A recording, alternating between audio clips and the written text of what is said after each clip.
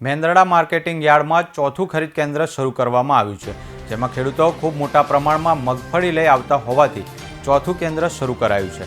આ તકે અટલ સેવા સહકારી મંડળીના સંચાલક, ખેડૂત આગેવાન તેમજ ખેડૂતો દ્વારા શ્રીફળ વધેરીને વિધિવત મગફળીનો તોલ ચાલુ કરાવ્યો હતો।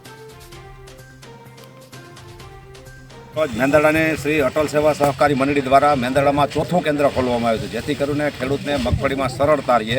બે મંડળી હતી, તેમાં વારા નહોતા આવતા। આજે ચોથું કેન્દ્ર ખોલવામાં આવ્યું છે શ્રી અટલ સેવા સહકારી મંડળી દ્વારા।